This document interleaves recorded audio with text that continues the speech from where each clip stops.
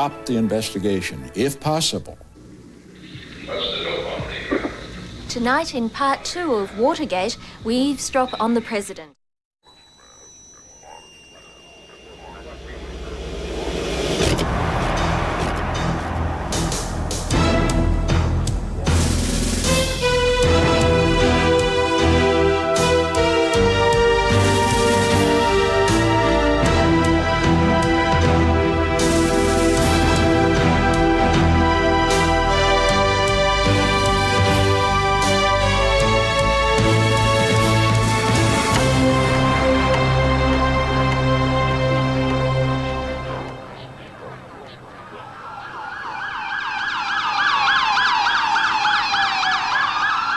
The Watergate break-in had been planned, paid for and executed by Nixon's election campaign committee. But their high command wasn't in Washington on the day of the break-in. They were in California to campaign with one of the key figures in the Republican Party. Our primary purpose was to ensure that Governor Reagan felt comfortable with the campaign. So we had planned a series of events culminating in a very fancy fundraising dinner at one of the Hollywood stars' homes on a Saturday night. Back in Washington, the man who had presided over the fiasco at the Watergate had to make a difficult phone call. And I wanted it to be an absolutely secure conversation. I still had a White House pass. I went over into the White House, and I went into what is known as the Situation Room. There was a KYX scrambler phone over there, and it would be available. Well, of course, there's no scrambler phone in the hotel where I'm told Mr. Magruder is. So I called Magruder, and I said, look, I need to speak to you securely. There is a missile base, a guided missile base, run by the Air Force, just in such and such a place. Go down there and hit Magruder. Why do I have to go to a missile base? Why do I have to talk to this? You know? And I said, look, I need to speak to you securely. All I thought was there's Liddy playing his, little spy games again. Magruder used the most secure line available, the hotel payphone. Liddy told him that 4 of the men arrested, the same Cuban Americans they'd used before, couldn't be connected to Nixon. But the 5th man could.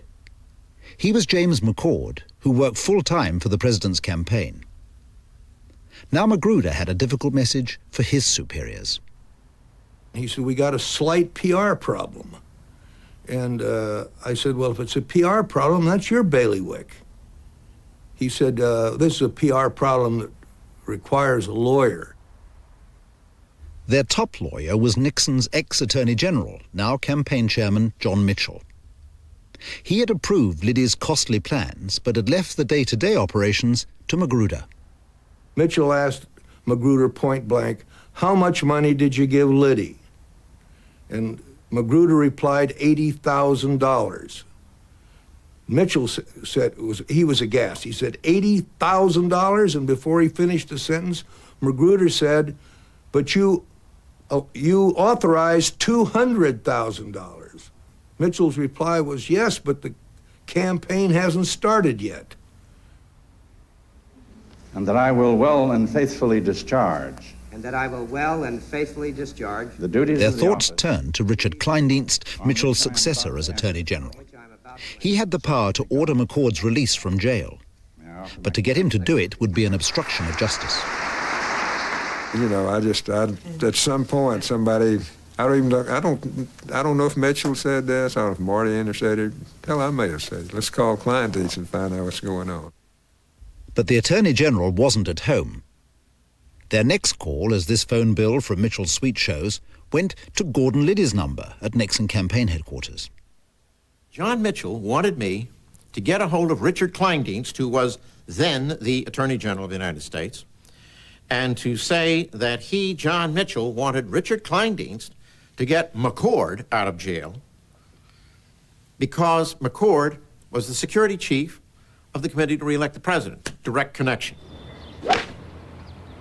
Liddy tracked down Kleindienst at Burning Tree, an exclusive golf club outside Washington. They met in the locker room. Whereupon I said, okay, I don't know whether you've heard about the break-in and I said, I have to tell you, that was our operation, my operation. I was responsible. He said, oh, God, you know. I said, yep, I made the mistake. He said, General, he said, John Mitchell told me to tell you to get these people out of jail right now, and I mean right now. And I said, what in the hell do you think you're talking about, Gordon? You know, Kleindienst was just apoplectic. I'm not going to do what you said, and if you say anything like that to me again, I'm going to put you in jail. And I said, yes. I said, I understand. I said, you know, God knows what would happen to you if you do a thing like that. He said, fuck, what happens to me? What happens to the President of the United States? I do a stupid thing like that. The newly sworn-in Attorney General ordered that Watergate should proceed like any other case. Yet he sat on the information that could have cracked it wide open on its very first day. Kleindienst didn't tell the Watergate prosecutors about Gordon Liddy's confession, nor about John Mitchell's criminal request to spring McCord. The chief law enforcement officer of the United States was turning a blind eye to the cover-up. That same morning, FBI agents, his department, were struggling to make sense of the unusual haul seized from the Watergate burglars. When we went into the property room, spread out on the table were electronic devices, walkie-talkies, cameras, a huge amount of film, and a gym bag. Curious that I was, I opened the gym bag and saw more film, and then there was some tissue paper. And I reached in to pull the tissue paper, and out fell a little black device with a couple of wires on it.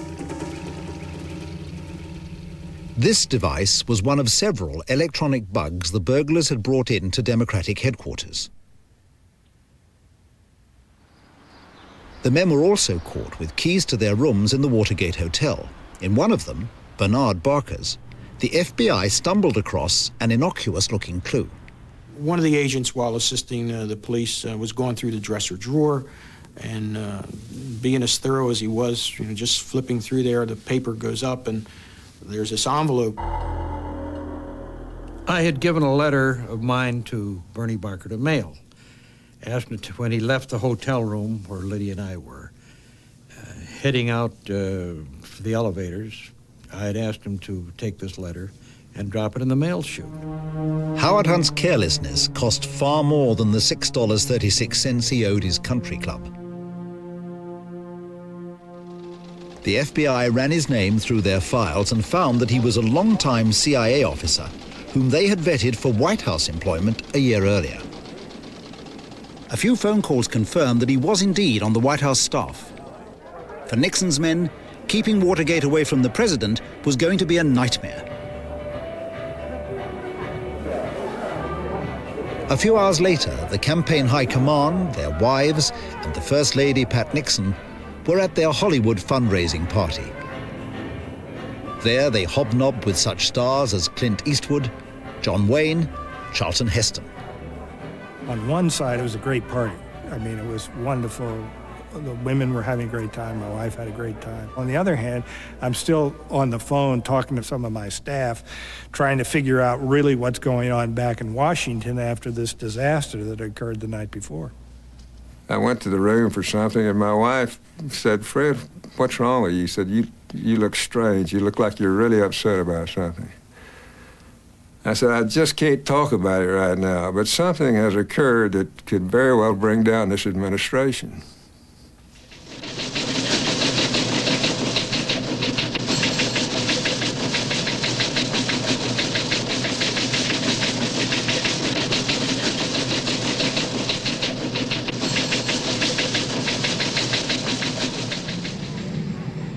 If Nixon sensed the threat to his re-election, he showed no sign of it the next morning. All right. He was still relaxing in Florida. I came over, I saw the Sunday morning papers and saw an item in the Miami Herald.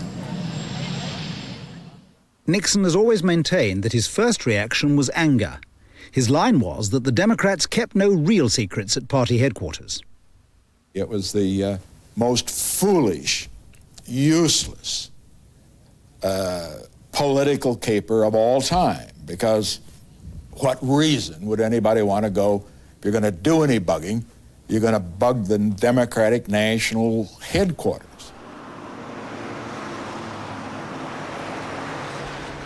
Nixon needed someone at the White House to be full-time manager of the cover-up. The president's lawyer, John Dean, was perfectly placed to obstruct the criminal investigation. Dean is counsel to the president. He's liaison to the FBI and the police department and all of that. That is a natural part of his duties.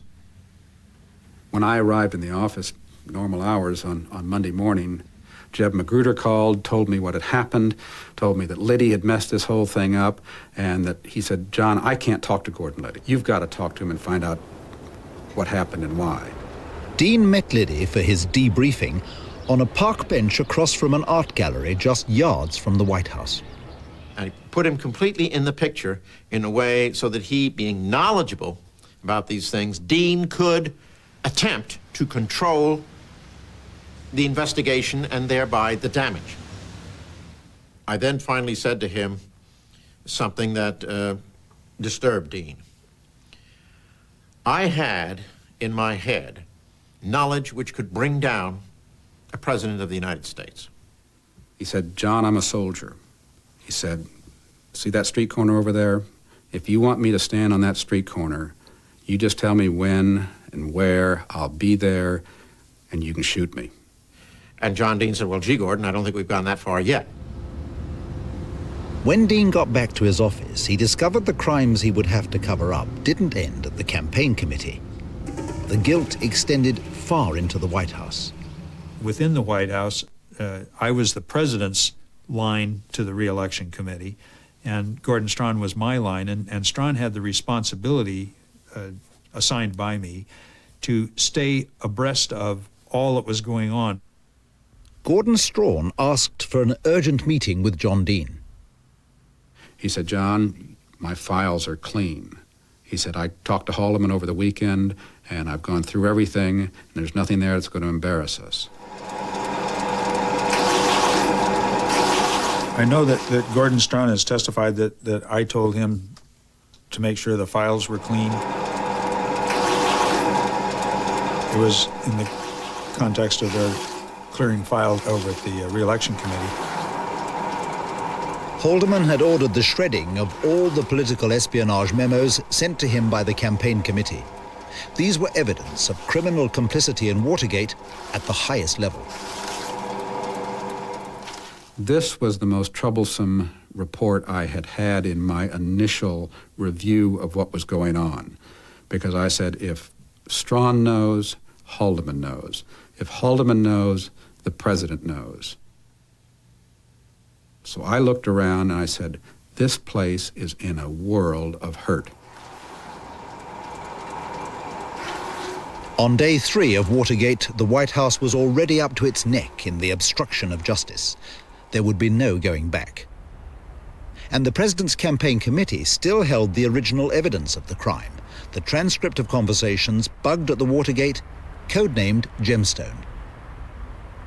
I said to Mitchell, what should I do with the Gemstone files? And he said, I think you ought to have a fire in your fireplace tonight.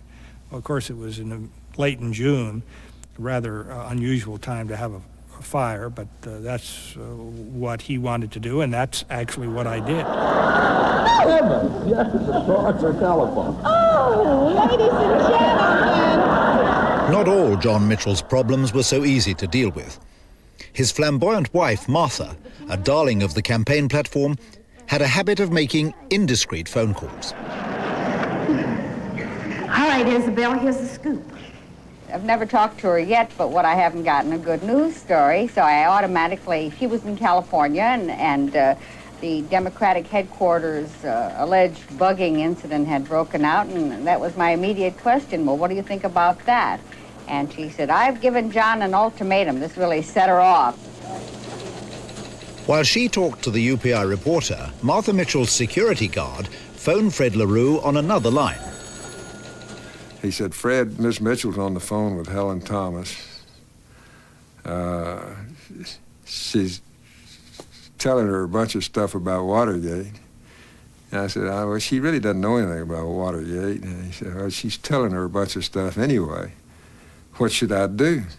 I said, well, just go pull the phone out of the wall. And pretty soon, I mean, we weren't into a conversation, but I heard her saying, get away, And I didn't know what was happening, and then there was a phone disconnect. To keep her from talking about Watergate, Martha Mitchell was forcibly sedated and held incommunicado. It was easy enough for her husband to paint the affair as the antics of a hysterical female. Finally got him on the phone, and he was not too perturbed. He said, I love that little girl. He said, so it seemed that everything was going to be all right. Late that Monday night, the president returned to Washington and took the reins into his own hands. In the first few days after Watergate, the president was proactive in this thing. I think partly because he's a compulsive conspiracy theorist and just couldn't leave the stuff alone. The president's conversations with his aides, which were automatically captured by his secret taping system, prove that he devoted hour after hour to Watergate. For 20 years, Nixon managed to prevent access to most of these tapes. Now, a tape not previously played in public reveals that Nixon was directing the conspiracy even earlier than had been known. He acted through his closest associates, John Mitchell, John Ehrlichman, and Chief of Staff Haldeman. What's the dope on the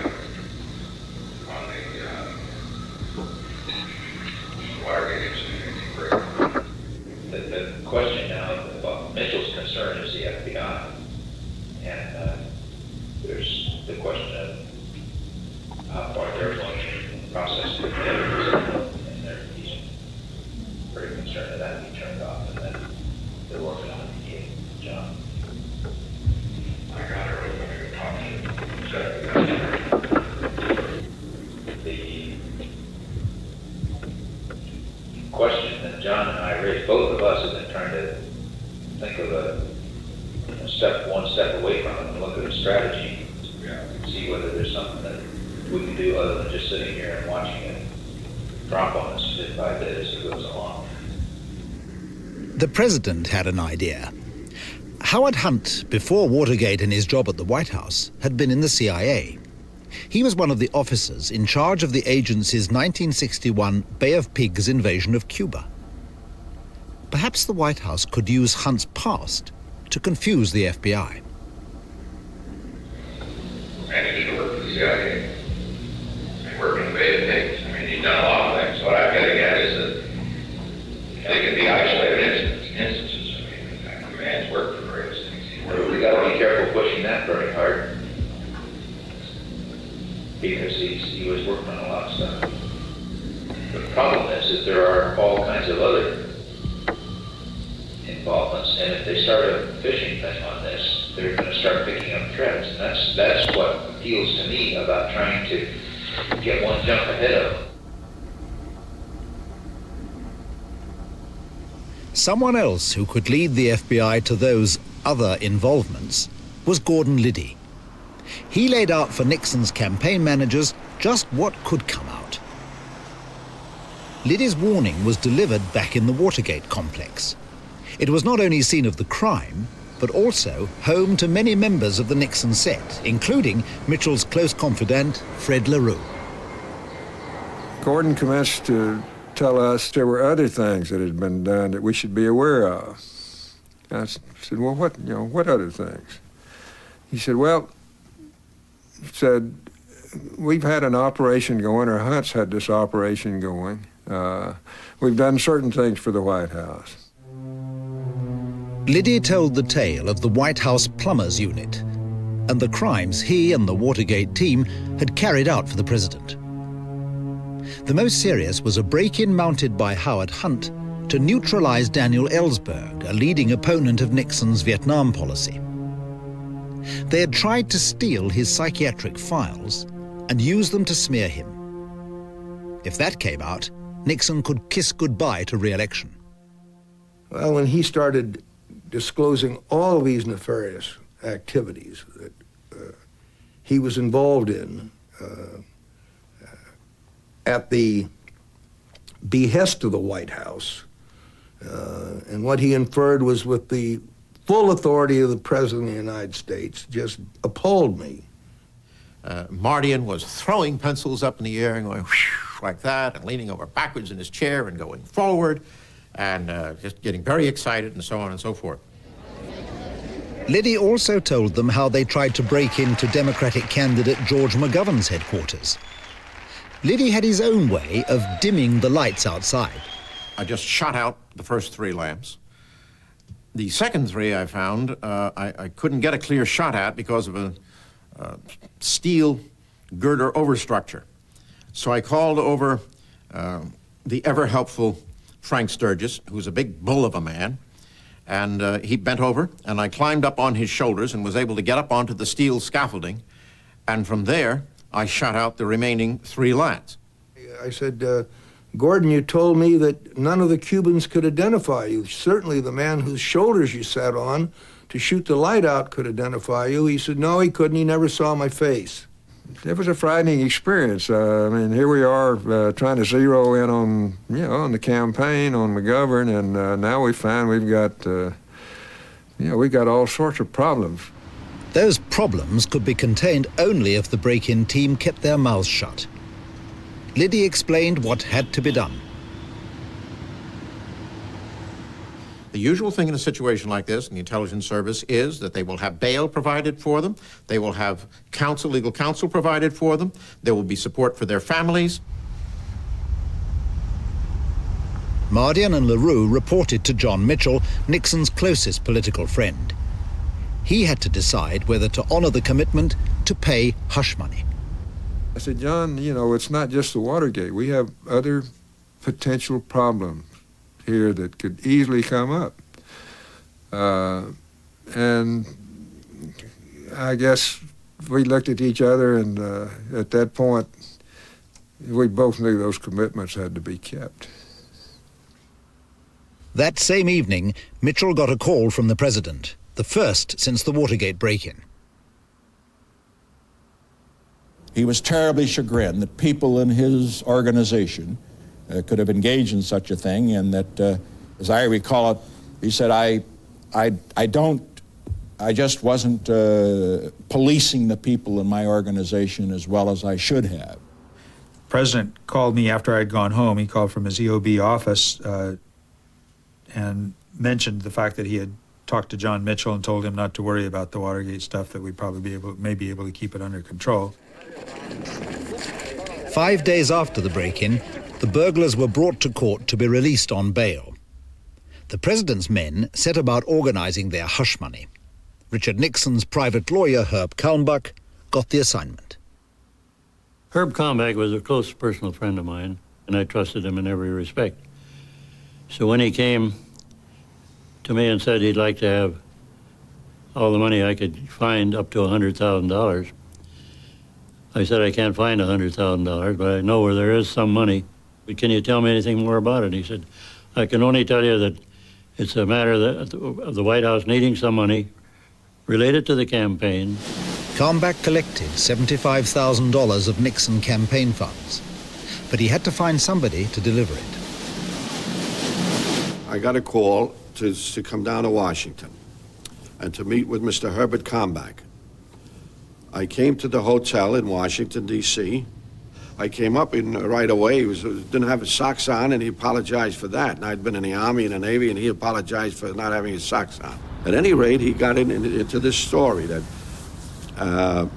he had met with John Dean, a park bench across from the White House. Dean said that on the highest authority, it was decided that Herb Kalmbach would provide funds and that Tony Ulasewicz, the only one that they could trust, would distribute said funds to those who broke into the Watergate building. So now he has an attaché case, and he's got 75 grand in there. The 75,000 now, he's taking it out of the attaché case and putting it on a bed. Now 75 grand, is quite a bit of lettuce. And there was a laundry bag in the closet, one of these that very thin brown paper that you put your laundry and leave it out the door. And I plucked all that cabbage, I put it into the bag, tied it up with the string, maybe twice over, put it under my arm, and said, we'll be in touch. Now I'll await your instructions. On June the 23rd, day 7, the nation woke up to discover that much of the eastern United States was under floods. But Nixon's mind was on Watergate. That day, he would issue an order which, when it became public 2 years later, ended his presidency. What led to the order was a meeting between the cover-up's manager, John Dean, and FBI Director Pat Gray, who had alarming news about the investigation. On that morning, Dean called me with a report, as he did from time to time when there was some development on Watergate, in which he said, and I'm reading from my notes here, my notes say, investigation out of control, Gray doesn't know what to do. Then I say, they've found money out of Mexican bank. We'll know who the depositors were today. FBI agents had traced the cash seized on the Watergate burglars to a bank in Mexico. If the FBI weren't stopped immediately, they would discover that this money, laundered in Mexico, came from the Nixon campaign. Fortunately for the White House, FBI Director Gray drew the wrong conclusions from this foreign connection. On the evening of June 22nd, I met with Pat Gray over at his office in the FBI. And he now was convinced, after looking at everything, that the most likely explanation for what had gone on was this was a CIA operation that they'd stumbled into. Nixon's men knew the CIA wasn't behind Watergate. The FBI's confusion, however, gave them a plausible pretext to shut down the investigation. Nixon would say it was jeopardizing national security. After talking to Dean, Haldeman briefed the president in the Oval Office. The tape of this meeting would be the smoking gun that ended the Nixon presidency. I said, now on the investigation, you know, the Democratic break-in thing. I mean, it wasn't Watergate then, it was the Democratic break-in thing. Now, on the investigation, the Democratic break-in thing, was not the problem area because the FBI is not under control. Haldeman presented the president with the plan.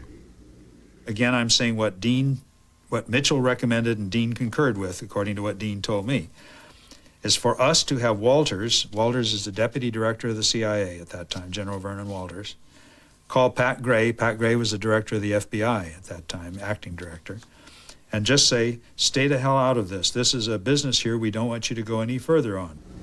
And that will fit rather well because the FBI agents who are working the case at this point feel that's what it is the CIA. But would the CIA bosses cooperate? Nixon told Haldeman to threaten the director, Richard Helms, that if the FBI went ahead, his agency's worst humiliation, the 1961 fiasco at the Bay of Pigs, would be dragged up again. He said, when you get in the people, say, look, this is the president now saying to me, look, the problem is that this will open the whole Bay of Pigs thing. The problem is that this will open the whole Bay of Pigs thing. The sort of comedy of errors is our the president believes it's going to open the whole Bay of Pigs thing. And they can call it FBI, and the countries don't go any further into the case. My purpose, my primary purpose, as is clearly indicated by the tape, and I don't dispute it at all, I wanted to stop the investigation, if possible.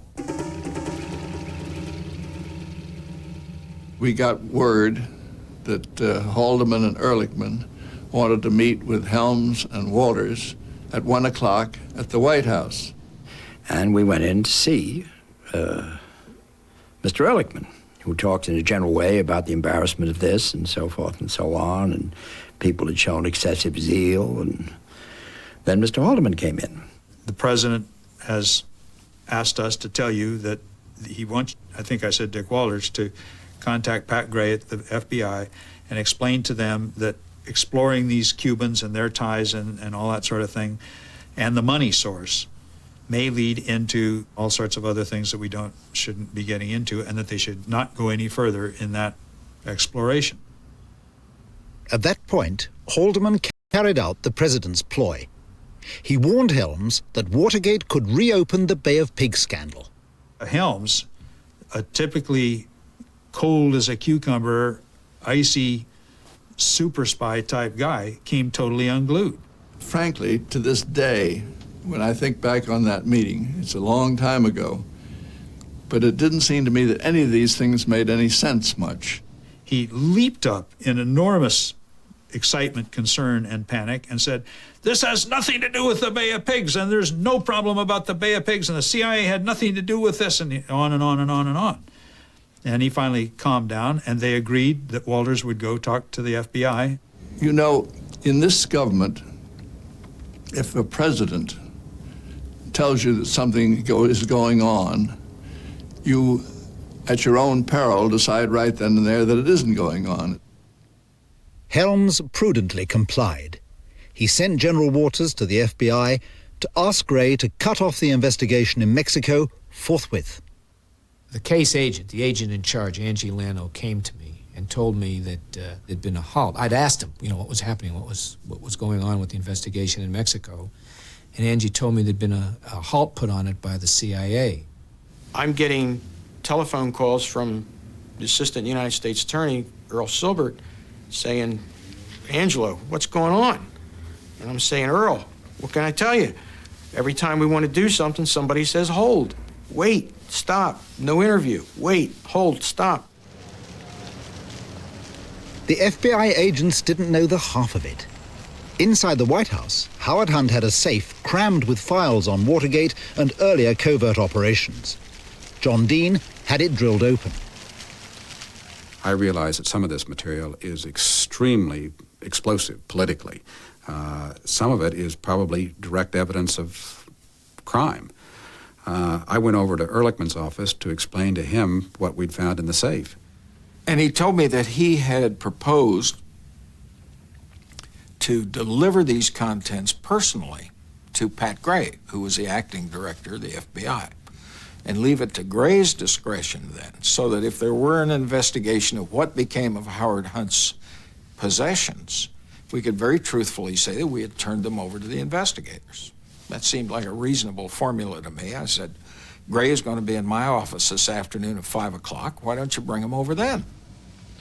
I distinctly recall Mr. Dean saying that these files were political dynamite and clearly should not see the light of day.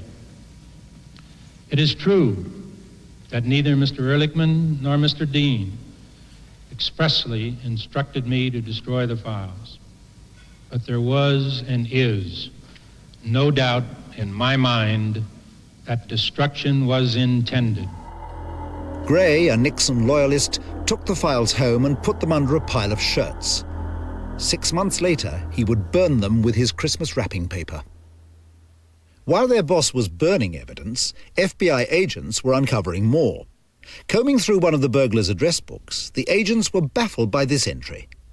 They discovered that Howard Hunt's telephone in the White House, WH, number 202-456-2282, wasn't being billed in the normal way. The bill was being sent to a girl over in Alexandria, Virginia.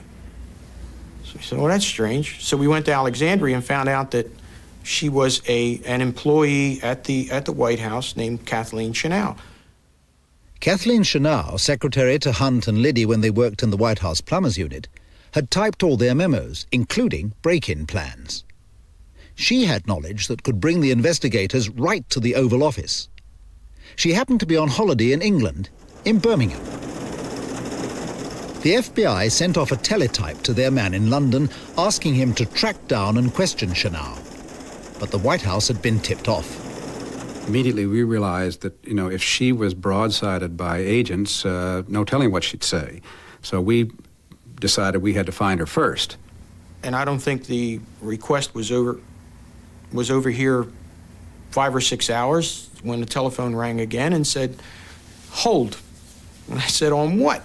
And they said, "No interview of Chanel until the White House is going to bring her back." I then talked to my deputy, who really enjoyed these kind of little missions. And I guess he was a former Army intelligence man, and maybe this was a harking back to the old days. But he went over to England and traveled around the countryside till he found her, and then flew her back. Well, I couldn't believe that I was 23 years old, and someone from the White House was coming to England to talk to me about a burglary in Washington, and that within 90 minutes I'd be back in London catching a plane back to Washington to be interviewed by the FBI.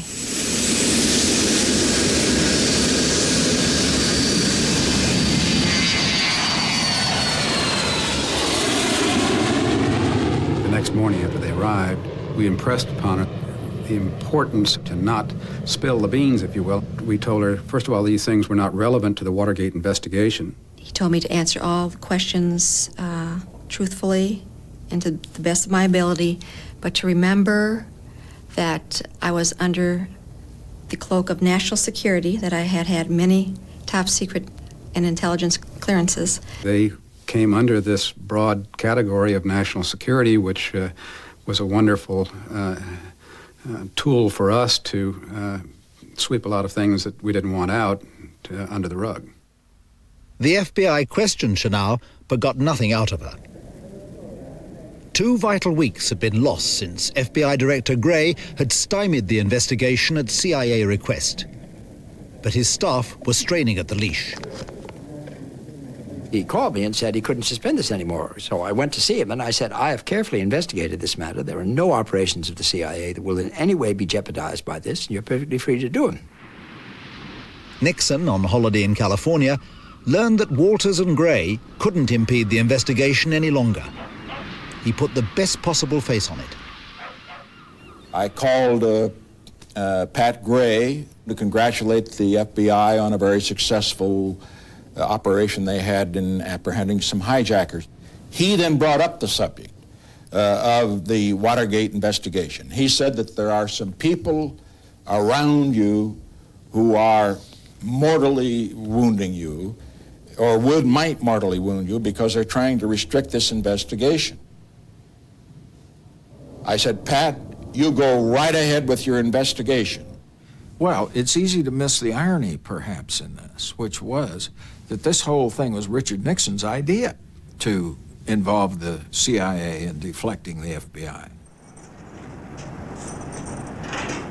The president promptly came up with a more brazen scheme to scupper the Watergate case. To pull it off, he needed some new prisoners of a different persuasion. What he would do is cause a bunch of Democrats to be arrested, and then he would grant clemency to both Democrats and Republicans. Ehrlichman's note shows that they would tell the Secret Service to book and charge anti-Nixon demonstrators. Then, the day after the election, the president would issue a general pardon and order the prosecutions ended.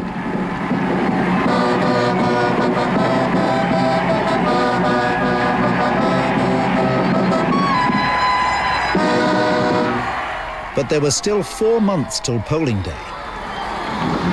Nixon now, more than ever, Nixon now, more than ever. More than ever, we need Nixon now. Nixon now, more than ever, Nixon now. Ladies and gentlemen, the President and the future President of the United States of America. Nixon's re-election machine looked unstoppable. But he knew that if the Watergate burglars started talking, it would be all over. So his campaign funds were used to buy more than just rallies, they bought silence. Howard Hunt and his wife began taking delivery of the hush money to distribute to the burglars.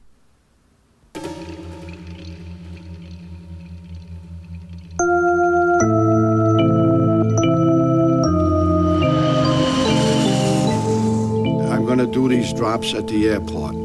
And I would, because lockers were always handy, I get a locker number, I take the key, put the money in the locker, take the key out, and I would tape it underneath the telephone. Then I would call on another phone. I would call the person, whatever name we used, Mrs. Hunt in that time. One time Mr. Hunt appeared and picked it up, and I'd say the key is taped under, you take that key and go to the locker and pick up your drop. And that's the way we did it. And it worked very well. Nixon's men paid out over $250,000 in hush money that summer. It did the trick. The burglars kept silent. So too did Howard Hunt and his partner in crime. Gordon Liddy had now become a prime suspect. We called over to FBI headquarters and we said, we identified another person, can you run this name? And within minutes they come back and say, G. Gordon Liddy, former FBI agent. Well, you know, by now I'm going, you know, what is this? CIA people, FBI people, you know, what is it? You know, what is going on here? Who's hiring all these people and why? The way the conspiracy appeared to us to be shaping up with Liddy at the top based on the evidence we had, if it went higher, and we didn't know whether it went higher, the logical person based both on position and responsibilities would have been Jeb Magruder. Magruder, as the deputy campaign chief, had to explain away nearly $100,000 that Liddy used for Watergate. Magruder concocted a story that the money was budgeted for campaign security, but that Liddy, all on his own, decided to spend it on the break-in. Now, what I had to do was, number one, I had to go to the prosecutors and tell that story and make that believable, but number two, I had to have somebody to back it up. Well, I refer to this as the sting. Was in my office, and Jeb came to the door and asked if I could join him in his office. Well, I pitched it to Bart basically on the basis that I needed his help, that we were in a quandary, that this guy Liddy had gone off on his own, had done these things that had really created problems, but we had to have some way to justify giving him the money. Magruder asked Porter to corroborate his story of a meeting at which Liddy's $100,000 budget was supposedly agreed. Basically, the bottom line was, if anybody asks you, it's kind of if anybody asks you, whether it was an attorney or whoever, anybody asks you, it would be helpful if you could remember a number like around $100,000 that we discussed at that time. And so without much ado, my big error, of course, was that I said, yeah, I would do that. They would have to testify under oath before the Watergate grand jury. If the prosecutors and the jurors didn't swallow their story, Magruder would be charged. Inevitably, he would drag Nixon's top aides down with him. We were all aware that I was going to go up and perjure myself, and that was the way the cover-up was going to work. You go up and you testify to why we spent the money with Liddy, and then you bring Porter in and he backs up your story. We were not 5-year-olds. It's a lawyer's distinction, but I must say, and it's self-serving, that I did advise him. I said, Jeb, I can't tell you to go in front of that grand jury to perjure yourself, but I will tell you, I'll give you a good question, and I know exactly the kind of questions they're going to ask you. And so I spent about a couple hours just grilling him and getting him ready for his perjury. Magruder swore his oath and told his lies. Then it was Porter's turn.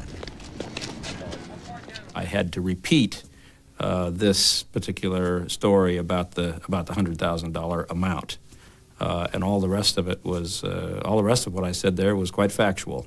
My mention of the $100,000, as we know, was not. Porter appeared before the grand jury and made a very credible impression. His father was a judge. I think he'd been an ex-Marine, and his whole presence carried with it an air of credibility. And he corroborated Mr. Magruder's account of the purpose and use of the money, and that certainly was of great assistance to Mr. Magruder. Magruder made it. Federal indictments were returned in Washington today in the Watergate bugging affair. Complaints. Sources here at the Justice Department say the investigation by both the FBI and the grand jury is over. There is no evidence, they insist, that anyone else was involved. The last witness was called this morning, virtually guaranteeing there will be no trial before Election Day. On September the 15th, the 4 Cubans, McCord, Hunt, and Liddy were charged. No one else. We had contained the matter during the campaign because I didn't feel at that time that any erosion of the strength of the president in the country, of his support in the country, and also I didn't feel that his defeat in an election would be in the best interest of the country. On September 15th, came back to my office Jane, my secretary, said, "The president wants to see you over in the Oval Office." I was really quite surprised. The basic reason for the meeting was to give John Dean a feeling that the president was pleased with his work and was thanking him for it, patting him on the shoulder and saying, "Good boy, well done." In essence, the president said, just want to tell you what a good job you've done with the cover-up. What surprised me is I really, for the first time, began to see who Richard Nixon was in this meeting. He sort of let down and began to tell me about how we've got to get after our enemies that have done us wrong during this whole Watergate matter after the election. Comprehensive notes on all those trying to do us in, because they didn't have to do it. They didn't have to do it. Now they're doing this quite deliberately, and they're asking for it, and they're going to get it. We haven't used the Bureau, we haven't used the Justice Department, but things are going to change now. And they're going to change, and they're going to get it right.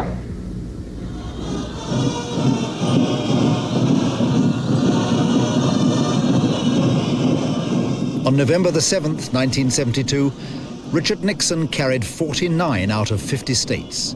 He was re-elected president by the biggest margin in history. It looked as though he'd got away with it.